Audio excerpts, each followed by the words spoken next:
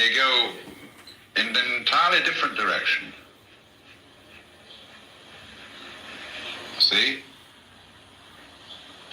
This which is the Tao in Chinese. I take it in all at once. I need a sentence to translate that word in English. But it's more of a picture than it is like ordinary words. And as you grasp all the elements of the picture simultaneously, you see the form altogether at once. That is nearer to the way nature exists. Nature, things in nature exist altogether at once. Everything's happening altogether everywhere all at once. You know? And we say, well, in words, it won't stop for you to describe it. Take too long. By the time you've described it, it's all different. So, we do, you see, luckily for us, have an aspect of our organism which is paying attention to all the things we don't notice. This is how you can walk without stumbling, how you can drive a car downtown and at the same time carry on a conversation with a friend, because it is your subconscious, as it were, or whatever you call it, that is taking care of the driving and is watching out for the red and green lights and for the other cars, while your consciousness is preoccupied with a conversation. So, however, in a culture where the value of spotlight consciousness is exalted, and that is you, then do you see you have an exceedingly great need for state number 2. If you're happy and you know it, clap your hands. If you're happy and you know it, ride your bike. If you're happy and you know it, then your face will surely show it. If you're happy and you know it, smile big and bright. Thousands of kids just like me are happy every day. And it's all because of generous people like you who support Shriners Hospitals for Children every month. Because of people like you, Shriners Hospitals for Children is able to make an everyday miracle happen for kids like me. Your monthly gift today could change a life forever. Because of you, we are happy and we know it. Thank you. Thank you. Thank you. Thank you. Please, go online right now to give. LoveToTheRescue.org right away.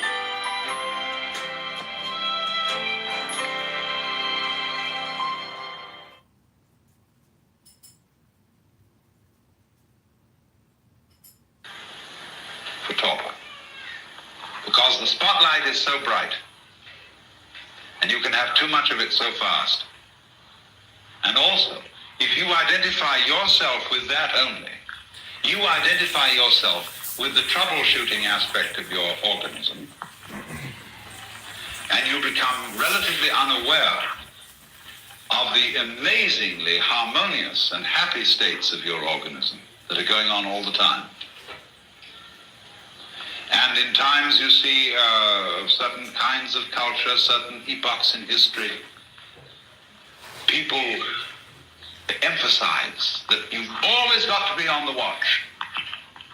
And they regard it as very sinful to relax into the beautiful, wonderful processes that are going on in us that are harmonious constantly.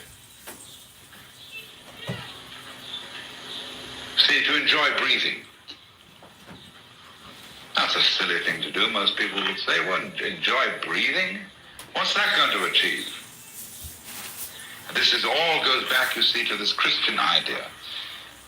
Brethren, be sober, be vigilant. For your adversary, the devil, as a roaring lion, walketh about, seeking whom he may devour, whom resists steadfast in the faith. Know to him, Christian, dost thou see them on this holy ground, how the powers of darkness prowl and prowl around. Christian, up and fight them, you know. And wowee, it's going on all the time. See, you're never safe. Just as there are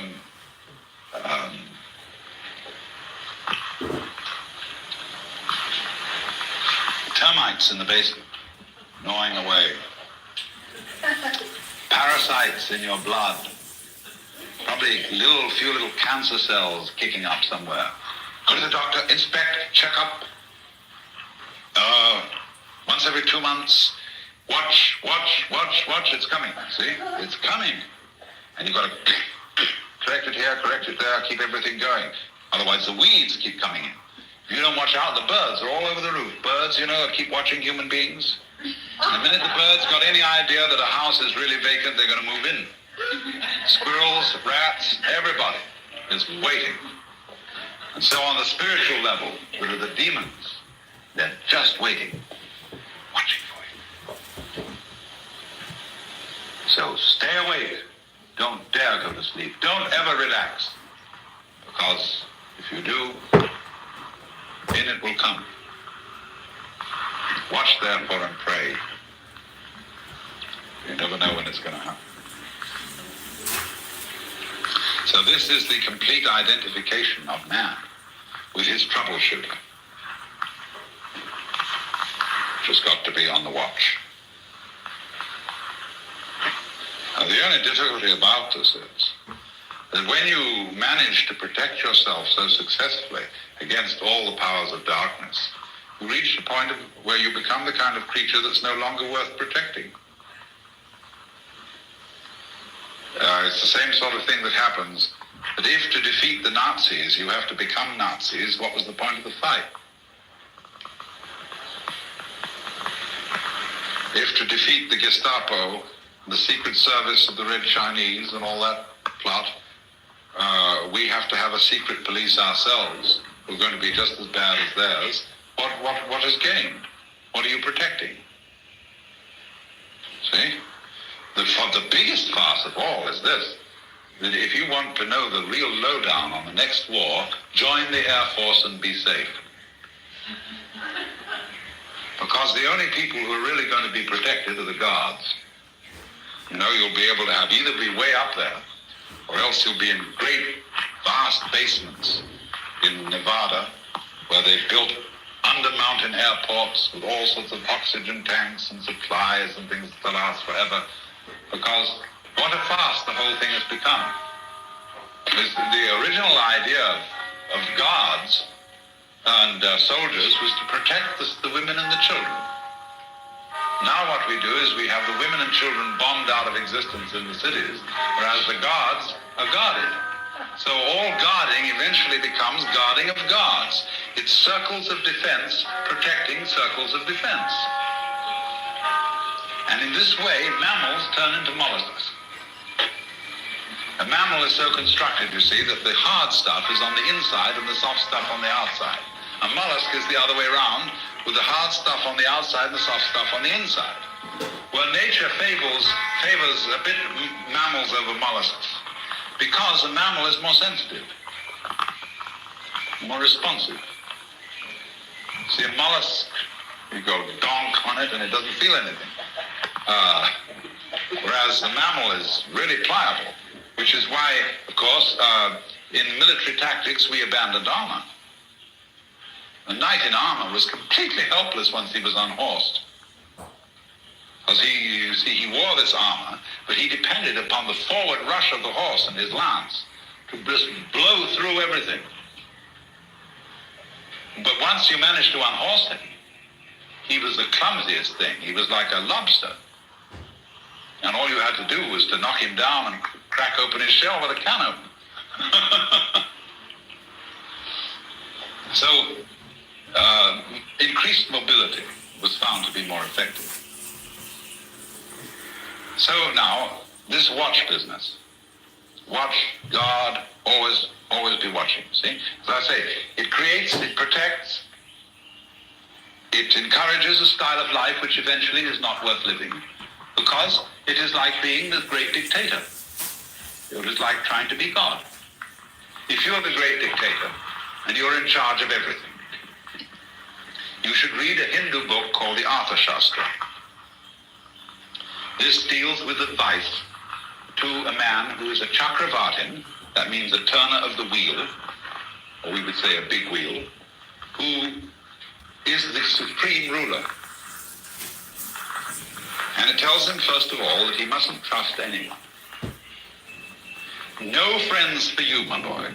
No intimacies. Keep your own counsel. And especially, watch out for women. They have a way of worming secrets out of you for their favors which you want so much. So don't ever get too close to a woman. You can have concubines and prostitutes and everything like that to satisfy your physical needs. But don't fall in love. And trust no one. Then arrange it so that everybody around you mistrusts everyone else. You have set up what's called a kind of negative mandala. A mandala is a circle of power. You so arrange it that your immediate ministers are at odds with their subordinates. Why? Because if your immediate ministers do anything to betray you, their subordinates who want to occupy the superior position will sneak on them to you. Then you knock off the Grand Vizier and put someone in his place. Because he's fool enough to want to get up there, but still. Then outside that rank, you have another rank of people at odds with those, and so all the way down. Divide and rule. Then you live at the center yourself, and you have a secret passage connecting your inmost center with somewhere down the river where you've got a boat waiting in case anything goes wrong. And on the way out, there's a stone which you can remove. And when you remove this key stone as you escape through your underground passage, the entire palace will collapse, kill everyone in it. It gives you architectural instructions how to do this. Then, of course, you have to have poison testers for your food. Eat nothing until someone else has eaten it and see if they drop dead. And then you have to have guards standing beside you, always, day and night. But there are other guards secreted behind panels in the wall who are watching the guards guarding you. And so you can't really ever sleep except with one eye open. You can never be like an ordinary inconspicuous individual and take a carefree walk in the park. Because you have got to be in control 24 hours a day. So do you see how Big Brother, this is the Hindu version of Big Brother, is the greatest prisoner of all? He is the captive of his own survival system. He can never go this way. And we find it very difficult, too, to go this way. He has to be all the time playing God, playing the personal, autocratic monarch of the universe. Now, you may think this very courageous, and so on, but in the end, the game isn't worth the candle. It has to fall apart.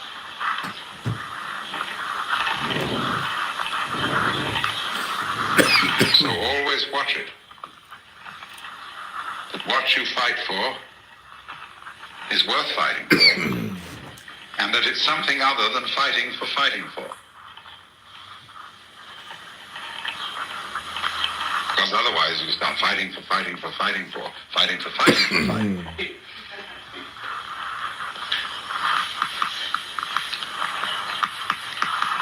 So these then, in sum, are the advantages and limits of waking consciousness. That it is a version of the world where what is important is what is valuable for survival, where we live for a future, where we live always watchful for trouble, because death is the thing most of all to be avoided. If you're a business owner, then animated explainer videos are the best way to capture attention, get more followers, and drive more. But this is a form of life which is always in danger of becoming not worth living. and which totally ignores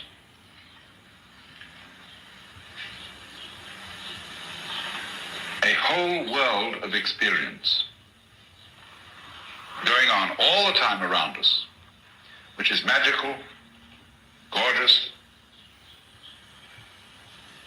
and far surpassing in depth and wonder most of the things which ordinary waking consciousness call pleasures.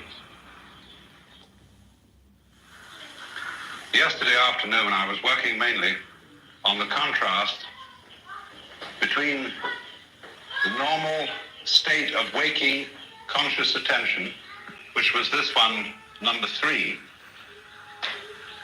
and what you might call the generalized awareness of the human organism.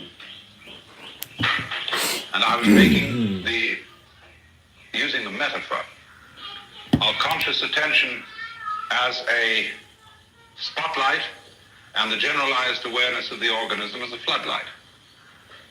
And showing how, by identifying ourselves with the spotlight operation of consciousness and with the voluntary neuromuscular system, we attain to a very partial conception of ourselves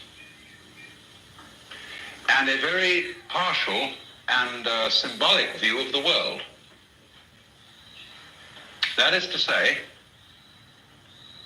we see what we learn to notice, and we screen out everything else. We really don't notice anything that we don't also have a name for. And children are constantly asking when they're learning to talk, what is this and what is that? And you'll notice that children very often point to things for which we don't have any names, and they want to know what it is. For example, we don't, like some of the American Indians, have a name for dry space. Nor do we have a name for the inside surface of a cylinder. There may be a mathematical term for it, but in ordinary speech, the inside surface of a cylinder doesn't have a name for it, except a long phrase, the inside surface of a cylinder. Nor, for example, do we see any connection between having 6 toes and pushing aside the branches of a bush to get through. But in an American Indian language, those are the same ideas. It's all based on the idea of V. You V the branches to get through, and you, as to your foot, you have a 6th one Ving off at the edge. You see, now, what you notice, the way the world seems to you, the way its logical connections seem to you depend on whether you have words for it or whether you have symbols for it. So then, what happens is, as a result of concentrating on, or of using, shall I say, overusing, over-exercising the faculty for conscious attention, we come to have a sensation of our own existence as beings definitively separate from the outside world, the world beyond the skin, and from most of what goes on in our own bodies. And this state of affairs we could call alienation. When this state of affairs exists all by itself, but it is not necessary for that state of affairs to exist all by itself. The spotlight consciousness can be supplemented by increasing use of the floodlight consciousness so that it becomes balanced. We assume that the baby, before it has learned conscious attention and before it has learned any words, is all the time using floodlight consciousness with a little bit of spotlight, and therefore would feel, as Freud supposed, oceanic, that is to say, at one with its surroundings. When later words are used and it is taught to be itself and to construct the outside world as society constructs it and conceives it, then the baby develops a sense of having a separate ego. And this development is brought about by means of a stratagem, which gives the infant a great deal of confusion.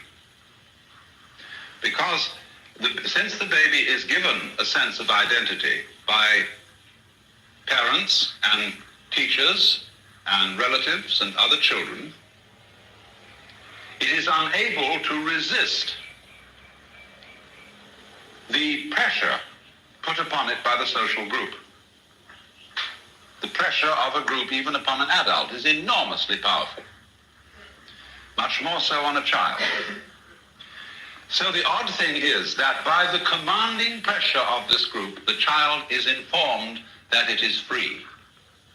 That is to say that it is an independent agent and an originator of actions for which this separate identity is to be held responsible. And in that, you see, there is a weird gimmick, because the baby is told that it must be free. Did you know that Amazon has a $50 million fund that they have to pay out every month? And here's how you can get a cut of it. My name is Charlotte Mickelson, and we help everyday people grow their income with... You are ordered to be free. That is to say, you are required to do actions which will be acceptable only if you do them voluntarily. And this basic contradiction that underlies our sensation of personal existence is the result why most people are confused, and why there is a nagging sense of frustration underlying all civilized human existence, because you are trying to solve a self-contradictory and therefore insoluble problem. How to be... You're not a Jewish. You're not a Jewish.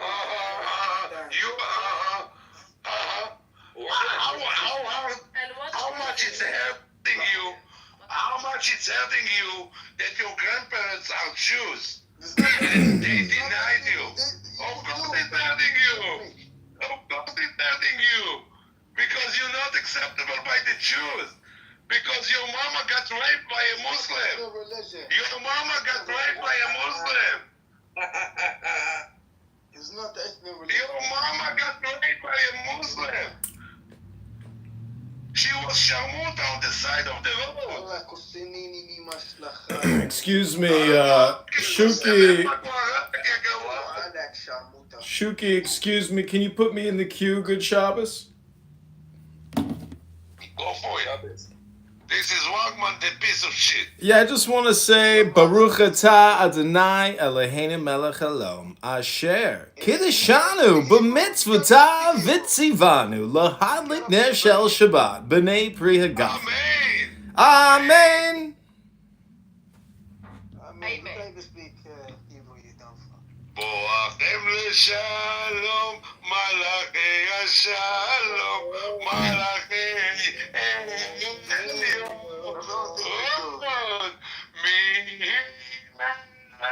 Malachei hamelachim, HaKadosh Baruch Hu.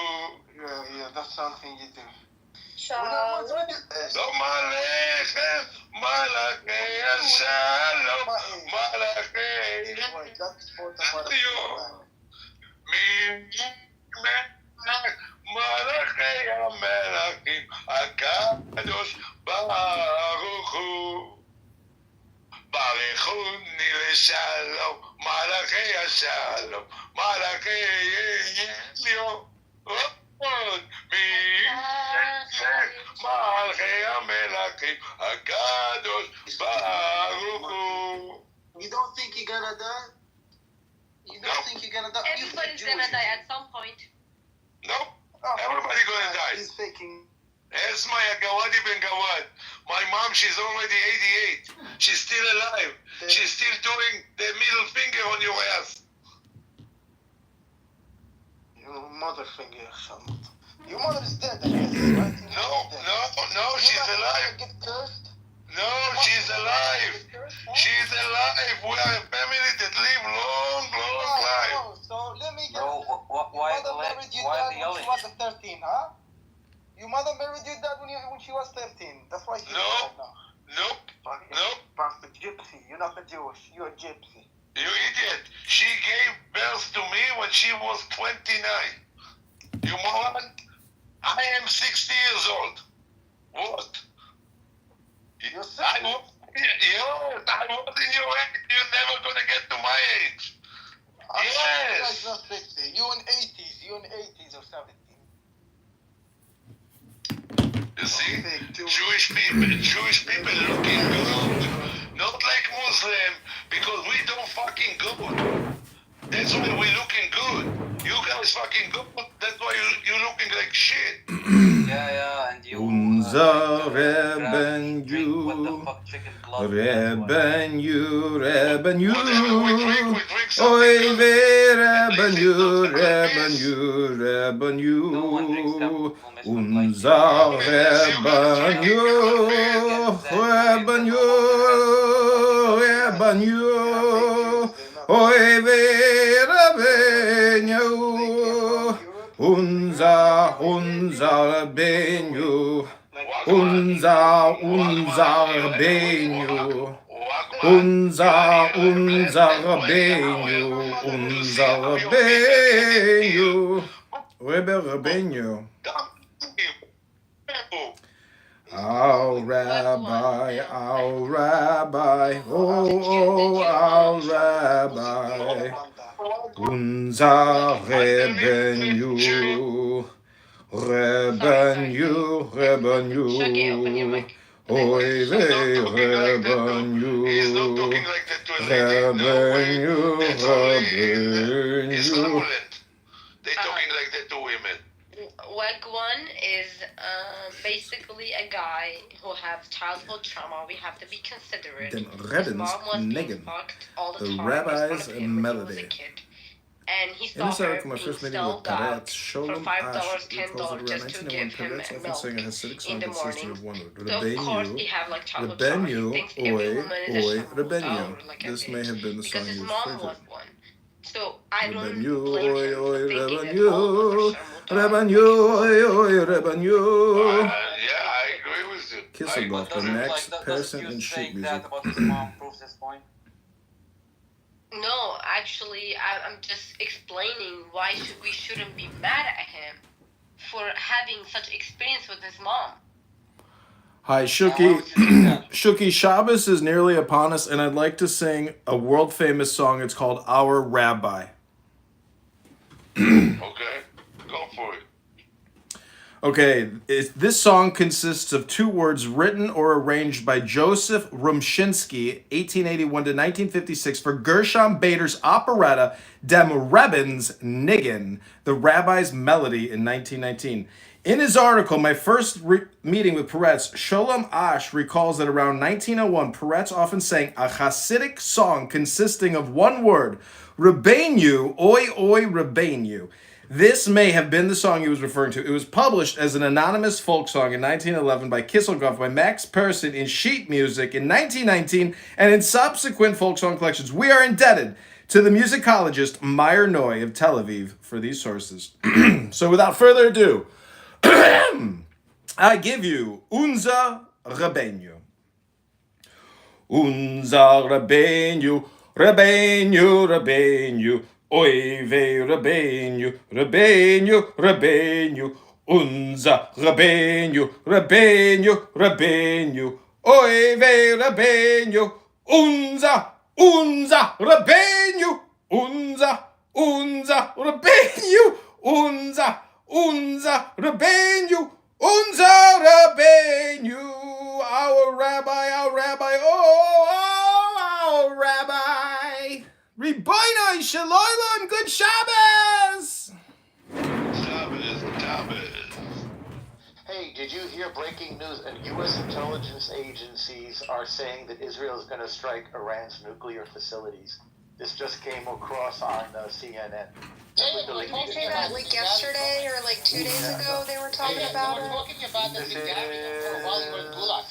When you were not invited. I was actually raising a concern about that. Did you hear me?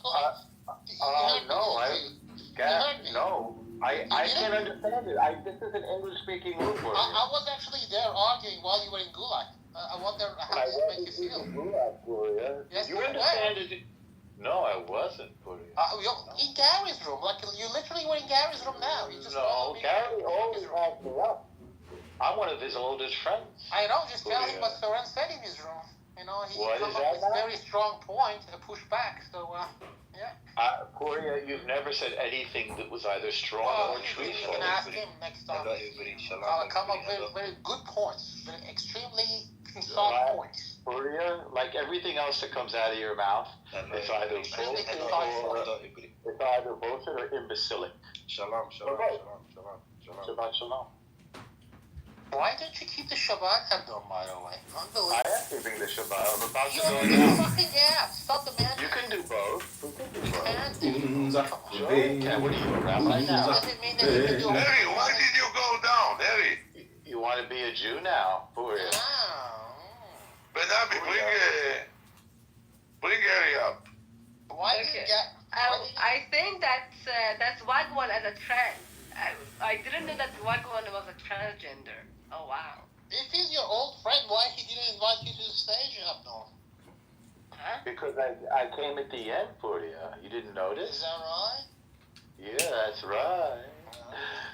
A genocide I had apartheid. and I had Battle the for very first point. Obviously. By the way. And guess what he said? He said, I agree with me. Many A battle for declaration. He said he Put the agreed link with in the me. chat. Guess what? Your old friend The said agree with genocide me. apartheid. The He told me that he's a hardcore Democrat. My name is Puria. Hey, Puria, I've already notified International Homeland Security. They're coming to your house tonight to pick you up. We're going to send you back to Tehran before we drop the big one. That seems fair. Actually, he would love Tehran. We should send him to Qom. Yeah, let's not give him free tickets. Soren, I challenge you to tell us anything about yourself personally. Do you have a girlfriend, a wife, kids? What kind of hobbies do you have? I challenge you to say anything other than the fucking parrot box that you are. He has a boyfriend, he's a faggot. That's okay. Soren, what's your let me demonstrate to everybody. Soren, what is your favorite color? My That's favorite a color? positive question. Yes, what is your favorite color, Soren? Well, to be honest with you, it used to be blue, but not anymore. Not anymore. I hate the color of blue now.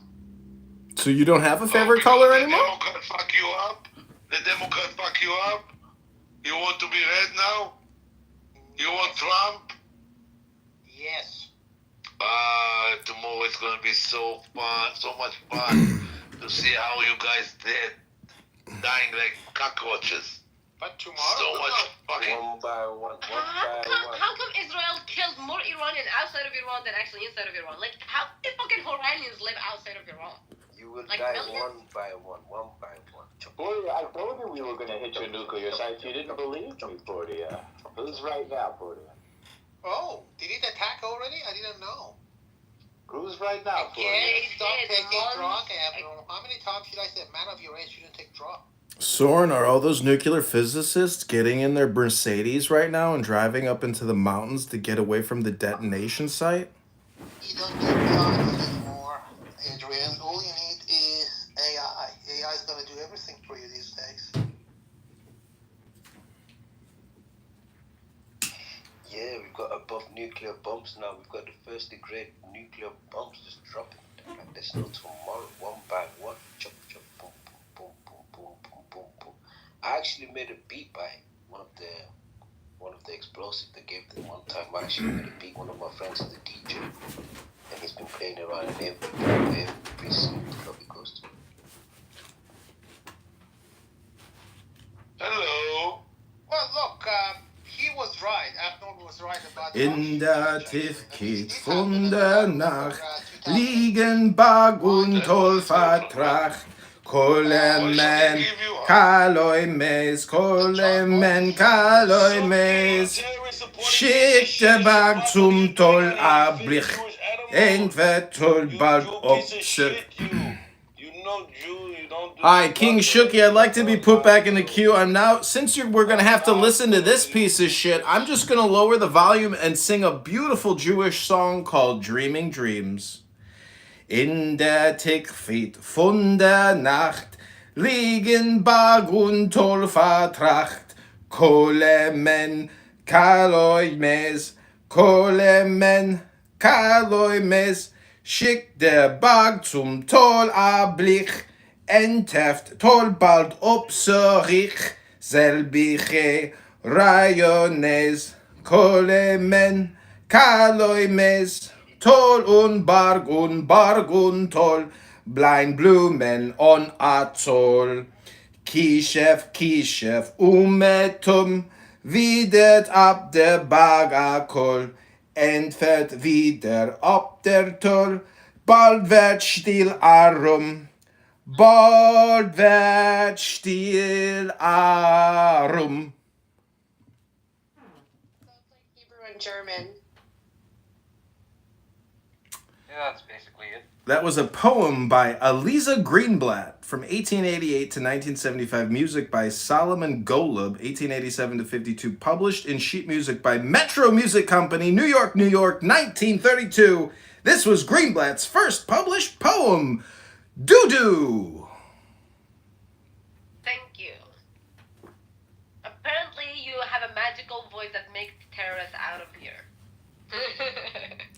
You gotta fight fire with, wretched fire. I think it's Valentine's Day, so that's why they are getting so scared of love, Could you imagine being in a relationship with somebody like Soren or Resistance and all they do... Ew.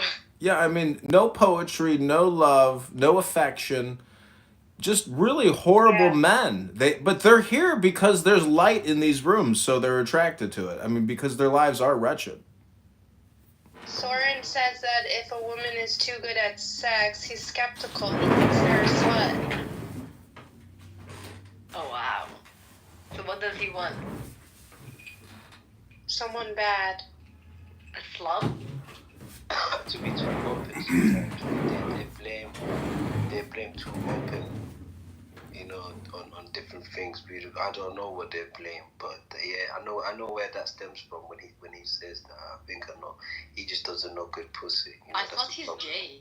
Didn't he? Yeah, he just doesn't know. But I think where a lot of it stems from, stems from not ever having good pussy, because everybody's got pussy, but yeah, so I know where it stems from. You think it all stems from pussy?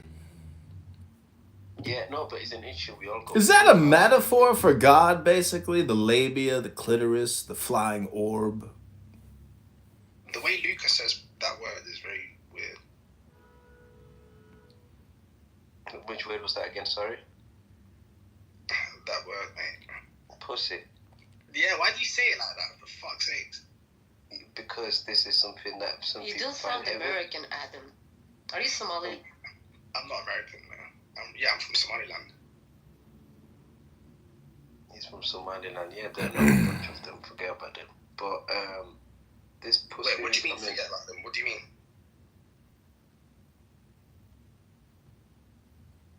Long live the Jew side of the Somali, but not all of them. But anyways, Somalilanders don't hate Jews or Israel.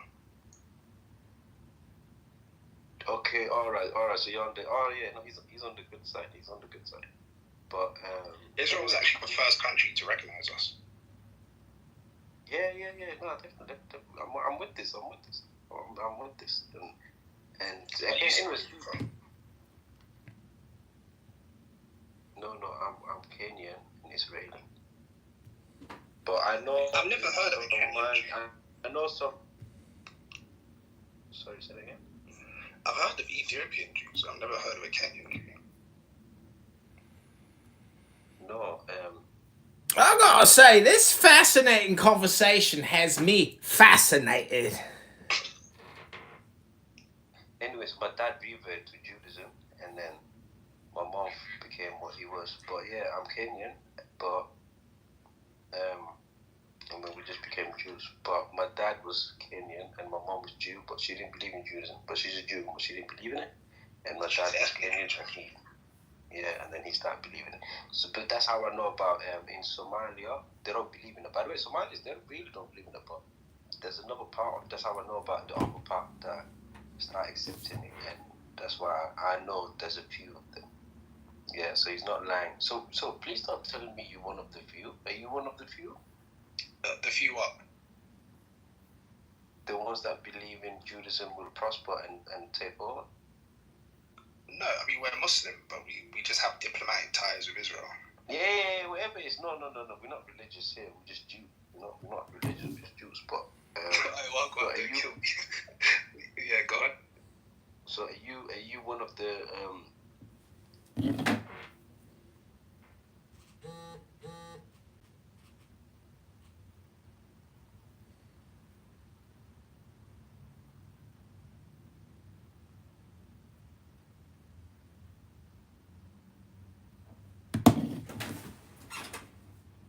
Okay, this is Chicago Republicans.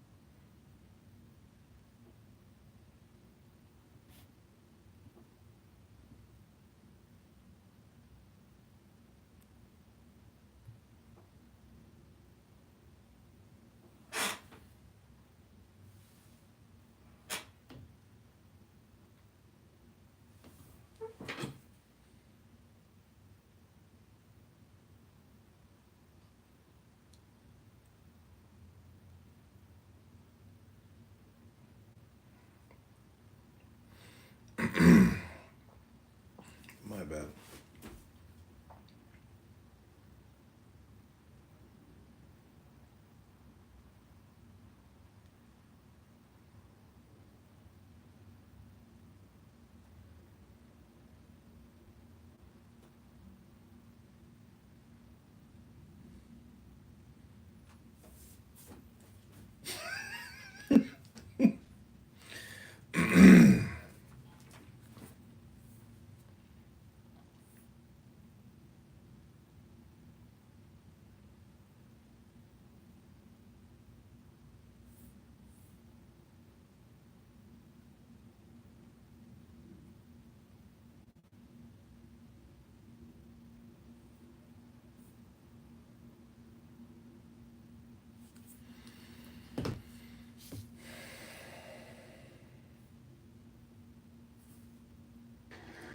You just need attention? Is that it?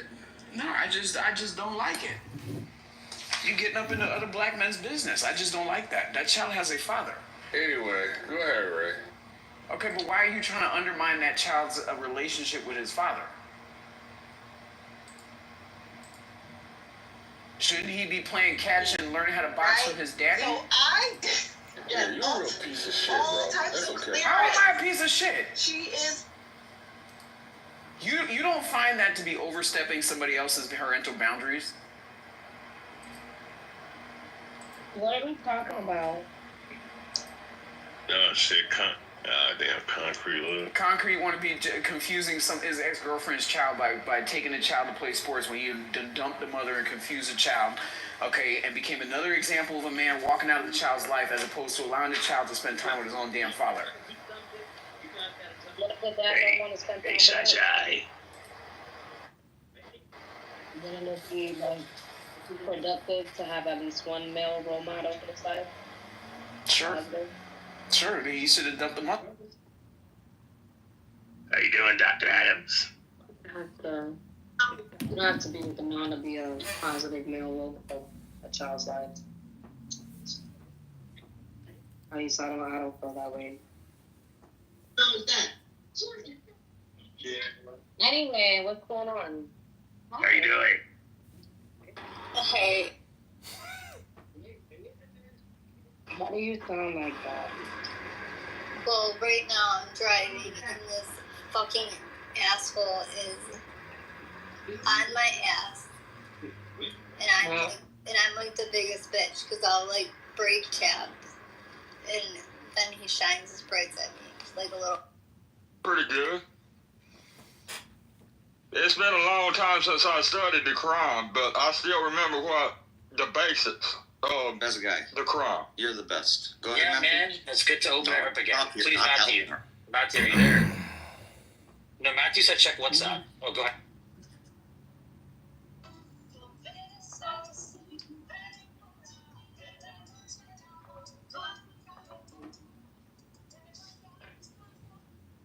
Go like on the internet. He's gonna ask like he's gonna make a documentary about Somalis. So he's gonna say Mogadishu was not built by Somalis, it was built by Arabs, and Somalis took it from them. Only the Abrahamic religion is inspired by God. Are you sure about that? Like, is that partially true, or? No, I'm not sure about that. What? Is this recorded? I didn't watch it. I'm live So, streaming. hey, Otto, I think it's cool that you talk to Jesus and he tells you nothing very compelling. I think that's interesting. Illism? No, it's Yeah, called you said Defend Belief with Yeah. Honey Badger. I'll say it again. I need about 10 million. I need about 10 million units built across the nation. You don't need across the nation. Focus on Detroit first. Don't try to boil the ocean. It's homeless people across the nation. Yeah, but you got to focus on the people in your community. Because I think they find that they do fall into those cultural gender dynamics in all their relationships, and that's probably largely unaffected. And what is affecting their relationships are probably broader other. Damn, so you be gaming niggas up. Oh, you be putting niggas up. Oh yeah, like let's try this. Let's do this. So what you gonna teach me, gang? I'm trying to see like. I ain't never heard no shit like that. She got years in the field, guy. Y'all sound ridiculous. Y'all sound like a bunch of little boys who just want to play around in the sand. Stop projecting, yeah. Right? It's nothing to do with me. I'm just saying that's just what they do. It's not something I requested. Right. Hey, Gene. When you asked them why was it $300, what they tell you? They just said that that was the charge. Damn, what I'm scared they are. I mean, that was the shipping charge. But Hey, I thought you was about to say something smart, nigga. Bro, the left side of my brain is cooking right now. You gotta chill. This nigga just did a purse, bro. Man, we ain't gonna lie. I remember every week I get tired of this shit. Who changed their number? Me, because motherfuckers be always asking for my number. Oh, so that means you be getting it out. They got to stop us. We got to change our life. I don't get my number. I'm engaged.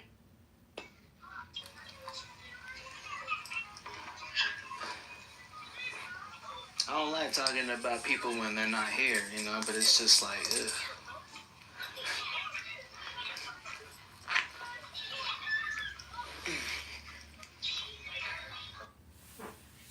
Hey, Rossi, follow me back. I got you. Hey, Rossi, where you say you was from? If you don't mind me asking. Not Roxy. How you want me to say that, man? It's Rocky World. I don't know why people call me Rocky. It's y'all. I can't be calling no girl. That's your nickname, yo. Yeah. I'm from Hollywood. Where you from? Oh, I know where you're from. The side. People in this is okay. Talking about that's a big ticket. What's the box? This shit, you can't make this shit up. That's crazy. This nigga dumb as hell. That shit raw as hell. Shit, I ain't gonna lie for this shit too, bro. Why you put Yale though? They like -14. I have to break it down to look in the chat. You see, she said she's sorry. Her dude gave her some flowers and shit, and her ass is crying about how it wasn't enough. And I ain't gonna lie, boss. I ain't gonna lie, Rado. Earlier, she was completely embarrassing about, man. She said she only had a cat. The other day, she said she had a man and a cat, and I brought it up today. Then she. That, and you know, the point that I would always grab to before is those three parables that Jesus says next to each other of, you know, the prodigal son, the lost coin, and the lost sheep. But what illuminated to me today, and it wasn't anything that he said, it was just like I was thinking through the scripture when I was reading this, is that the son, you know, the prodigal son, he was the son. You know, he was already a son. One thing I'm never gonna do is show y'all my face. If y'all don't already know who I am, that's on y'all. That's how I feel. Like if you weren't here season 1, 2, 3, I don't know what season we're in now.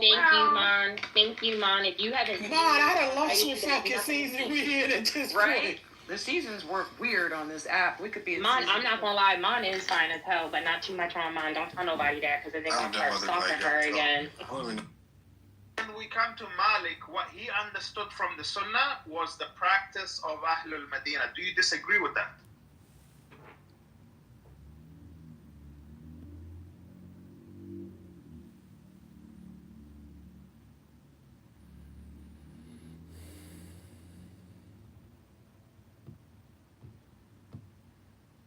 Responsible. You see, the word responsible carries its own contradiction. It carries freedom. You are able freely to decide upon your own actions, but you must be responsible. You must do what you're told. So that paradox creates then the sense of the separate ego, which is, if anything, is a hallucination. That's what I was saying. Because it doesn't correspond to any kind of scientific facts whatsoever.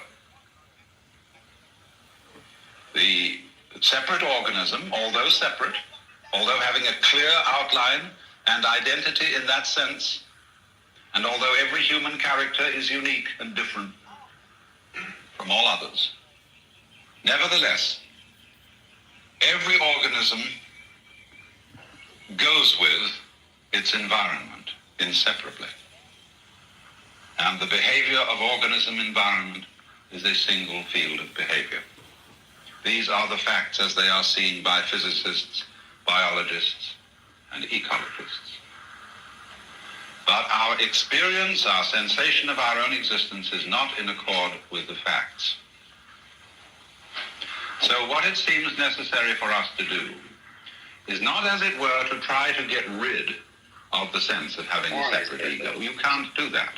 You can't wash off blood with blood. You done seen her before. And if you try to get rid of it, you actually intensify the hallucination that it exists as a real thing.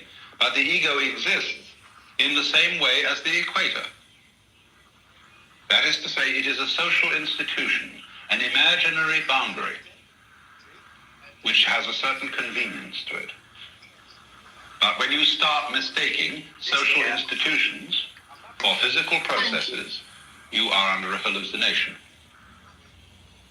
So then, could we possibly go to a state of consciousness in which, without giving up the spotlight, that is to say, the faculty for conscious attention, and for constructing symbolic worlds, by selection among our sense impressions, could we do that not sort of all by itself in a vacuum, but against the background of more generalized awareness? Because after all, every particular activity, every tracing out of details, as I pointed out yesterday, requires a background. So the background of ordinary attentive consciousness, looking at, is generalized awareness. And the more you become aware of generalized awareness, the more you realize that you and the external world, right out to the furthest known galaxies, are a single process. And so when this begins to appear, one moves into state number 4, which I call sensory awareness. There is a Zen saying, when looking for the pillow in the dark, the mind is all in the hands.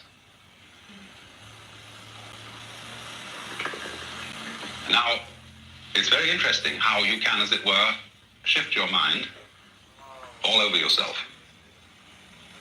Normally one thinks of it as in the head, although for Chinese and Japanese, the center of the mind is always in the center of the chest, which they call shin in Chinese or kokoro in Japanese, and that means the heart mind. And they feel that they think from here. We feel, of course, that we think from here, and that we have a little man inside our head who is the ego and directs it all. But you can, as in the saying, you're looking for the pillow in the dark, or you're looking for the soap in the bathtub when all the water's cloudy, the mind is all in the hands. Now, beyond that, you can very simply get into a state of consciousness where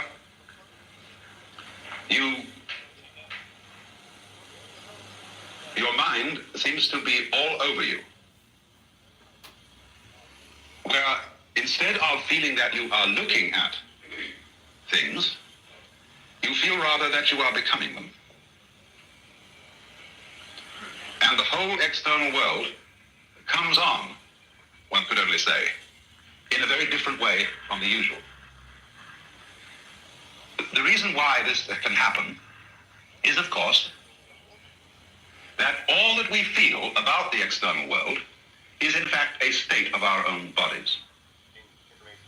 What you are seeing now in front of you is how it feels inside your head, in the optical nervous centers. Your brain, and all that goes with it, is translating whatever there is in the outside world into states of itself, called color, shape, weight, texture, and so on. So all that you see is you, really, physically. But also one must add to this, that one of the things in the external world is you. So you are both outside and inside. You are something in nature, but all that you know of nature is you. And you'd have to take these two things into consideration simultaneously. So sometimes it might feel as if everything you see is inside your skull. And the next moment it might feel that your skull is in the middle of everything. Then the next moment everything is inside you, and then you are in the middle of everything, you see. A sort of capping process like this. So, in this state, you find that you less and less discriminate between what is important to be looked at and what is not important to be looked at. In order to enter this state, the first thing that is necessary is to slow down, to suspend judgment on what you ought or ought not to be doing. And here I would say then that I'm describing the initial stage of a process of meditation. And in talking in general about meditation, it is absolutely essential to understand that one cannot meditate correctly if you do it as a preparatory exercise for something else. Meditation is not self-improvement. Do not enter into it under any such delusions. There is no one to be improved. Meditation is a form of enjoyment. It's a way of digging the universe, if I may put it so slangily. Meditation is not meditating on anything. This always bothers Orientals. When somebody says, well, while we do this or that, we meditate. Well, a Westerner always says, what do you meditate on? An Oriental can't understand that. You don't meditate on anything. Meditation isn't about anything. It isn't like thinking about. It's simply a clarification of consciousness. And can be about anything or nothing. What's the first thing you do when you wake up in the morning? If you're checking your phone, stop that. Instead, try this technique from the... And so to enter the state of mind, which is called jhana, which when translated into Japanese becomes Zen. Jhana is a yoga word. The first thing that's necessary is then to slow down and to abandon notions of what it is important to do and what it's not important to do. And instead of closing your eyes, keep them open, keep your ears open. N-word! Relax, N-word. Just relax, little N-word. But don't program them. That is to say, don't tell them what they're supposed to look at. Let them simply fall upon, or let everything that is there to be heard or seen arrive. Why don't you change your PTR, Edward? You look disgusting. You make me want to vomit. Let your ears hear whatever they want to hear. Let your nose smell whatever it wants to smell. And let your sense of touch feel whatever it wants to touch. And in general, let your mind do whatever it wants to do. Of course, as a matter of habit, the mind tends to be incessantly chattering.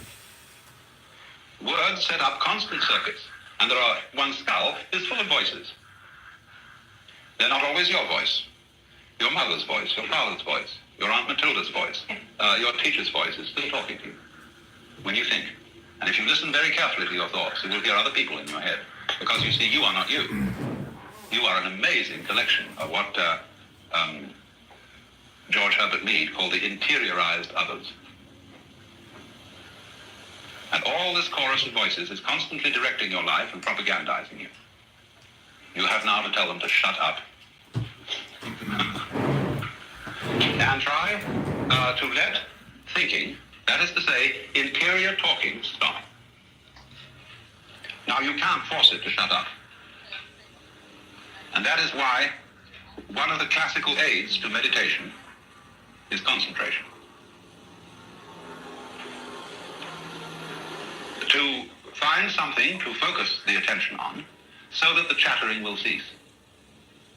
And it should be something interesting. Something that is not interesting in the sense that you can think a lot of ideas about it, but something which is enormously fascinating for its purely sensuous aspects. The female form is not too appropriate for this purpose, nor the male form for women, if they find that very fascinating, because it has so much social junk attached to it, so many associations. So one inclines to choose something like jewelry, or a crystal, or a flower, or purely abstract play of light patterns, or something like that, as what is called a support for contemplation. Something which you don't need to think about, but which you can look at enwrapped. And as you acquire this way of becoming wordlessly interested and fascinated with any focal point of consciousness, you will begin to see, as your eyes move, that the whole world is like that. That, for example, you become aware of the myriads of colors playing around on the floor. This isn't a question of trying to see how many things you can notice. You know, a game that children play is that a tray of assorted objects is displayed before them for 1 minute and then covered, and you write down how many things you saw on the tray. It's not like that at all, because on any given tray there are infinitely many things, and you could never count them all up. It isn't the point of how many things can you see. The point is like having a clear window to look through instead of a dirty one. So that the whole of the sensorium, that is to say everything seen, heard, tasted, touched, and smelled, becomes much clearer. And none of it, as you learn not to think about it, it becomes much richer than it is when you think about it. And so everything starts to be more real, more alive, more glowing, and you suspend also judgments about things. What is good or what is bad. And in doing this, you introduce yourself to a fascinating world. That is why some Indian yogis practice what is called mauna, which is silence. The fact is, we've come here right now. Millions of us light workers have incarnated on this planet right now at the same time together at exactly this specific moment to witness and support the universal awakening of humanity already underway. to finally get it right this time, to win. And even while this is true, so many of us are trapped in struggle and suffering ourselves. We're being held back, or in many cases, we're holding ourselves back from shining our lights and sharing our gifts in a much bigger way. A big part of my soul's purpose and calling here is to help beautiful souls just like you clear this one most awful imprint. And I'm so grateful to say that in just the past 2 years alone, I've supported over 25,000 sacred souls in this way. Many who have cleared this block with me have experienced profound and life-changing benefits, including miracle-level financial breakthroughs, the spontaneous shape-shifting of physical health challenges, greater clarity around and a deeper connection to their soul's purpose, greater power and ease in their gifts, total transformation of difficult relationship dynamics, kundalini awakenings, third eye openings, direct transmissions and downloads from their highest self, other peak experiences, and more. The Lightworkers Persecution Imprint is a block that limits us in so many ways, including in ways we don't even realize until after we've cleared it. Clearing this number one worst hidden Lightworker block very often unlocks a massive upgrade in our mind-body energy system, and a massive upgrade in many parts of our lives, including in parts of our lives we're not thinking about or expecting. I'll be leading a large group clearing of this block very soon. And I'd so love it if you would join me in our beautiful community of like-minded, like-hearted souls for a super powerful session during which we'll be doing the deepest, most thorough clearings of the Lightworkers Persecution Imprint I've ever led. You can attend online via phone or computer, and you can register right now for a price of your choosing. I don't want anyone to be excluded from attending this special live event. Money is no obstacle here. During this special live event, you will very likely experience some of the most profound clearings and transformations you've ever experienced. And you will leave with a newfound sense of expansion, wholeness, and peace, perhaps unlike any you felt before. With over 5,000 beautiful souls from over 100 countries planning to attend, this could be one of the biggest, most important events of the year for healers, empaths, starseeds, sensitive souls, and lightworkers of all kinds from around the world. The shared benefit, worldwide ripple effects, and shift in the collective consciousness are going to be tremendous. It's going to be a life-changing, world-changing, limit-shattering, and timeline-shifting event for you, for all of us, and for humanity. If you want to join, co-create, play, and heal with us, please click the link right now to register, and I'll so much look forward to seeing you there. Many blessings. Okay, so that ad is delivered by Google. It's called the Lightworker Accelerator. EdwardMannix.com. That's a very good scam. Sure enough, you click and you can't actually register, so his site is down. Choose your contribution, $1 or $97. Close to $100,000 debt for over a decade. Gone. Read the FTC disclaimer. It's called Edward Mannix. My Philosophy.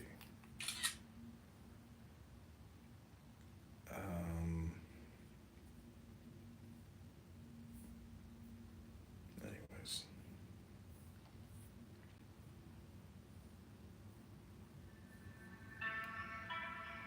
Greetings, fellow seekers of truth and wisdom. I'm inviting you to embark on a journey into the heart of Taoist philosophy. As an uncarved block holds the potential for all things, so too does the Tao Te Ching, a timeless text that reveals the mysteries of existence in the simplest yet profoundest ways. Today, I invite you to join me in exploring the essence of this ancient wisdom, and together, we shall learn the art of living in harmony with nature and ourselves. In the following reading, we will traverse the poetic words of Lao Tzu's Tao Te Ching, delving into its teachings on self-reflection, balance, and unity with the universe. Contemplate these ancient concepts and allow yourself to be fully present as we journey through this sacred text and open our minds to its transformative knowledge. The Tao that can be told is not the eternal Tao. The name that can be named is not the eternal name. The unnameable is the eternally real. Naming is the origin of all particular things. Free from desire, you realize the mystery. Caught in desire, you see only the manifestations, yet mystery and manifestations arise from the same source. This source is called darkness. Darkness within darkness, the gateway to all understanding. When people see some things as beautiful, other things become ugly. When people see some things as good, other things become bad. Being and non-being create each other. Difficult and easy support each other. Long and short define each other. High and low depend on each other. Before and after follow each other. Therefore the master acts without doing anything and teaches without saying anything. Things arise and she lets them come. Things disappear and she lets them go. She has but doesn't possess. Acts but doesn't expect. When her work is done, she forgets it. That is why it lasts forever. If you overesteem great men, people become powerless. If you overvalue possessions, people begin to steal. The master leads by emptying people's minds and filling their cores, by weakening their ambition and toughening their resolve. He helps people lose everything they know, everything they desire, and creates confusion in those who think that they know. Practice not doing, and everything will fall into place. The Tao is like a well, used but never used up. It is like the eternal void, filled with infinite possibility. It is hidden but always present. I don't know who gave birth to it. It is older than God. The Tao doesn't take sides. It gives birth to both good and evil. The Master doesn't take sides. She welcomes both saints and sinners. The Tao is like a bellows. It is empty, yet infinitely capable. The more you use it, the more it produces. The more you talk of it, the less you understand. Hold on to the center. The Tao is called the Great Mother. Empty, yet inexhaustible. It gives birth to infinite worlds. It is always present within you. You can use it any way you want. The Tao is infinite, eternal. Why is it eternal? It was never born. Thus it can never die. Why is it infinite? It has no desires for itself. Thus it is present for all beings. The Master stays behind. That is why she is ahead. She is detached from all things. That is why she is one with them. Because she has let go of herself, she is perfectly fulfilled. The supreme good is like water, which nourishes all things without light. It is content with the low places that people disdain. Thus it is like the Tao. In dwelling, live close to the ground. In thinking, keep to the simple. In conflict, be fair and generous. In governing, don't try to control. In work, do what you enjoy. In family life, be completely present. When you are content to be simply yourself and don't compare or compete, everybody will respect you. Fill your bowl to the brim, and it will spill. Keep sharpening your knife, and it will blunt. Chase after money and security, and your heart will never unclench. Care about people's approval, and you will be their prisoner. Do your work, then step back. The only path to serenity. Can you coax your mind from its wandering and keep to the original one? Can you let your body become supple as a newborn child? Can you cleanse your inner vision until you see nothing but the light? Can you love people and lead them without imposing your will? Can you deal with the most vital matters by letting events take their course? Can you step back from your own mind and thus understand all things? Giving birth and nourishing, having without possessing, acting with no expectations, leading and not trying to control. This is the supreme virtue. We join spokes together in a wheel, but it is the center hole that makes the wagon move. We shape clay into a pot, but it is the emptiness inside that holds whatever we want. We hammer wood for a house, but it is the inner space that makes it livable. We work with being, but non-being is what we use. Colors blind the eye, sounds deafen the ear, flavors numb the taste, thoughts weaken the mind, desires wither the heart. The Master observes the world, but trusts his inner vision. He allows things to come and go. His heart is open as the sky. Success is as dangerous as failure. Hope is as hollow as fear. What does it mean that success is as dangerous as failure? Whether you go up the ladder or down it, your position is shaky. When you stand with your 2 feet on the ground, you will always keep your balance. What does it mean? That hope is as hollow as fear. Hope and fear are both phantoms that arise from thinking of the self. When we don't see the self as self, what do we have to fear? See the world as yourself. Have faith in the way things are. Love the world as yourself. Then you can care for all things. Look, and it can't be seen. Listen, and it can't be heard. Reach, and it can't be grasped. Above, it isn't bright. Below, it isn't dark. Seamless, unnameable, it returns to the realm of nothing. Form that includes all forms, image without an image, subtle, beyond all conception. Approach it, and there is no beginning. Follow it, and there is no end. You can't know it, but you can be it, at ease in your own life. Just realize where you come from. This is the essence of wisdom. The ancient masters were profound and subtle. Their wisdom was unfathomable. There is no way to describe it. All we can describe is their appearance. They were careful as someone crossing an iced-over stream, alert as a warrior in enemy territory, courteous as a guest, fluid as melting ice, shapeable as a block of wood, receptive as a valley, clear as a glass of water. Do you have the patience to wait till your mud settles and the water is clear? Can you remain unmoving till the right action arises by itself? The master doesn't seek fulfillment, not seeking, not expecting. She is present and can welcome all things. Empty your mind of all thoughts. Let your heart be at peace. Watch the turmoil of beings, but contemplate their return. Each separate being in the universe returns to the common source. Returning to the source is serenity. If you don't realize the source, you stumble in confusion and sorrow. When you realize where you come from, you naturally become tolerant, disinterested, amused, kind-hearted as a grandmother, dignified as a king. Immersed in the wonder of the Tao, you can deal with whatever life brings you, and when death comes, you are ready. When the master governs, the people are hardly aware that he exists. Next best is a leader who is loved. Next, one who is feared. The worst is one who is despised. If you don't trust the people, you make them untrustworthy. The master doesn't talk. He acts. When his work is done, the people say, "Amazing, we did it all by ourselves." When the great Tao is forgotten, goodness and piety appear. When the body's intelligence declines, cleverness and knowledge step forth. When there is no peace in the family, filial piety begins. When the country falls into chaos, patriotism is born. Throw away holiness and wisdom, and people will be 100 times happier. Throw away morality and justice, and people will do the right thing. Throw away industry and profit, and there won't be any thieves. If these three aren't enough, just stay at the center of the circle and let all things take their course. Stop thinking and end your problem. What difference between yes and no? What difference between success and failure? Must you value what others value? Avoid what others avoid? How ridiculous. Other people are excited, as though they were at a parade. I alone don't care. I alone am expression. Like an infant before it can smile. Other people have what they need. I alone possess nothing. I alone drift about, like someone without a home. I'm like an idiot. My mind is so empty. Other people are bright. I alone am dark. Other people are sharper. I alone am dull. Other people have a purpose. I alone don't know. I drift like a wave on the ocean. I blow as aimless as the wind. I am different from ordinary people. I drink from the great mother's breasts. The master keeps her mind always at one with the Tao. That is what gives her her radiance. The Tao is ungraspable. How can her mind be at one with it? Because she doesn't cling to ideas. The Tao is dark and unfathomable. How can it make her radiant? Because she lets it. Since before time and space were, the Tao is. It is beyond is and is not. How do I know this is true? I look inside myself and see. The master, by residing in the Tao, sets an example for all beings. Because he doesn't display himself, people can see his light. Because he has nothing to prove, people can trust his words.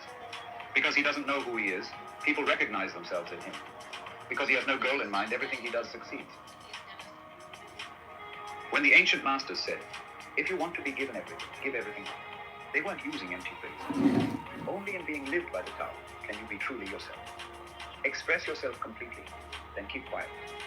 Be like the forces of nature. When it blows, there is only wind. When it rains, there is only rain. When the clouds pass, the sun shines through. If you open yourself to the Tao, you are at one with the Tao, and you can embody it completely. If you open yourself to insight, you are at one with insight, and you can use it completely. If you open yourself to loss, you are at one with loss, and you can accept it completely.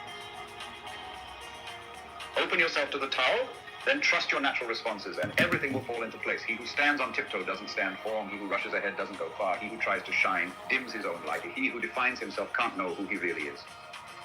He who has power over others can't empower himself. He who clings to his work will create nothing that endures. If you want to accord with the Tao, just do your job, then let go. Perhaps we can say There was something formless and perfect before the universe was born.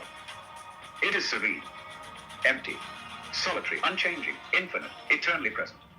It is the mother of the universe. For lack of a better name, I call it the Tao. It flows through all things, inside and outside, and returns to the origin of all things. The Tao is great, the universe is great, earth is great, man is great. These are the four great powers. Man follows the earth. Earth follows the universe. The universe follows the Tao.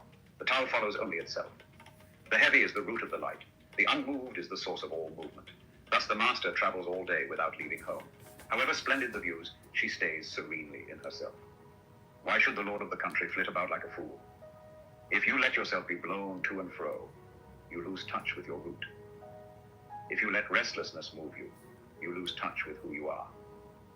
A good traveler has no fixed plans and is not intent upon arriving. A good artist lets his intuition lead him wherever it wants. A good scientist has freed himself of concepts and keeps his mind open to what is. Thus, the master is available to all people and doesn't reject anyone. He's ready to use all situations and doesn't waste anything. This is called embodying the light.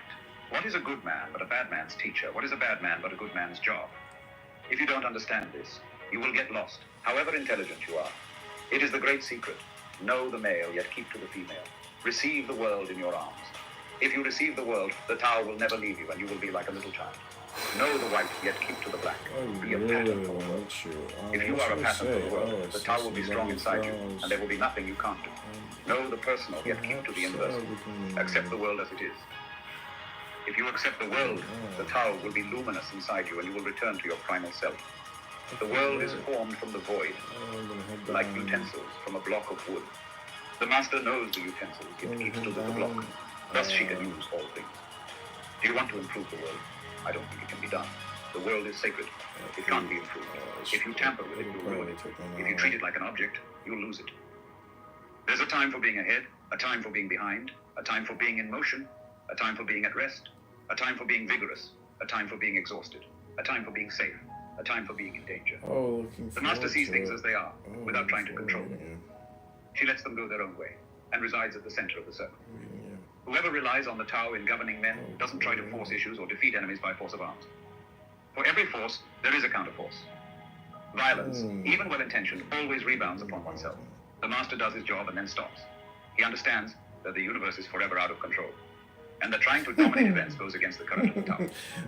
Because he believes in himself, he doesn't try to convince others. Because he is content with himself, he doesn't need others' approval. Because he accepts himself, the whole world accepts him. Weapons are the tools of violence. All decent men detest them. Weapons are the tools of fear. A decent man will avoid them except in the direst necessity, and if compelled, will use them only with the utmost restraint. Peace is his highest value. If the peace has been shattered, how can he be content? His enemies are not demons, but human beings like himself. He doesn't wish them personal harm, nor does he rejoice in victory. How could he rejoice in victory and delight in the slaughter of men? He enters a battle bravely, with sorrow and with great compassion. Robert, will you be my Valentine? The Tao can't be perceived. Smaller than Robert's response is, I will be your Valentine. If powerful men and women could remain centered in the Tao, all things would be in harmony. The world would become a paradise. All people would be at peace, and the law would be written in their hearts. When you have names and forms, know that they are provisional. When you have institutions, know where their functions should end. Knowing when to stop, you can avoid any danger. All things end in the Tao as rivers flow into the sea.